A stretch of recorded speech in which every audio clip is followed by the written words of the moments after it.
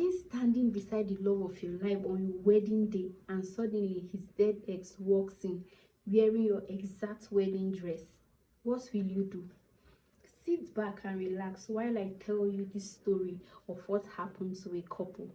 Let's call the bride Titi, the groom Kunle, and the wedding planner Madame Remy. Everyone knew Madame Remy. She was calm, classy, and expensive. She handled your wedding. It was guaranteed to trend online. Titi and Kunle met at a bank, normal love story, and they decided to get married. Titi wanted something small, but Kunle's family wanted something big, so they got Madame Remy to plan it. From the first meeting, Titi said she didn't like Madame Remy's energy. Madame Remy's eyes was always sharp like she was calculating something, and she smiles so often, the one that doesn't reach the eyes. You know those kind of smile that people do that feels like it genuinely doesn't come from their hearts. Days passed and the preparation started, but 2 days before the wedding, the decorator refused to continue the job, saying that anytime he came to the hall at night, he always hears a woman crying, even when the hall was empty. When Titi asked Madame Remy about it, she said, "Ignore those things, you know people don't like to see others happy."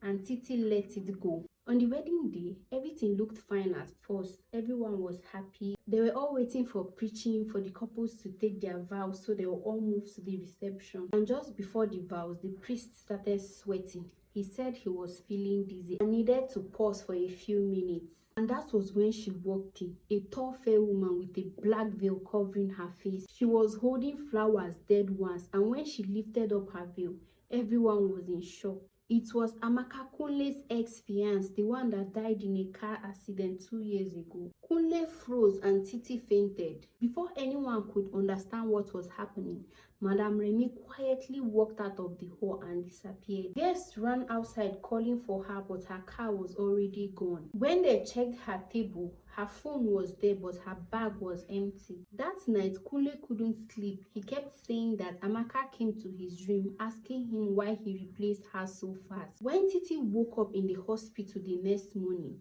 she said a strange dead woman appeared to her in her dream and was asking her why she was wearing her gown. Titi's cousin and some family members went to Madame Remy's office to look for her, and that was when Madame Remy's receptionist was telling them so many things they never knew about the woman. She told them how Madame Remy had not been herself since her marriage got cancelled 5 years ago, and that was because her husband-to-be died in a car accident, the same type of accident that killed Amaka. In the store behind her office, they found old wedding veils, burnt candles, and an album filled with pictures of couples whose marriages had ended tragically. And it was obvious to them that Madame Remy was an evil woman, and she used black magic to destroy Titi's wedding. Madame Remy was never arrested because she left the town secretly and no one ever saw her again. Titi and Kunle later got married, but it was a private wedding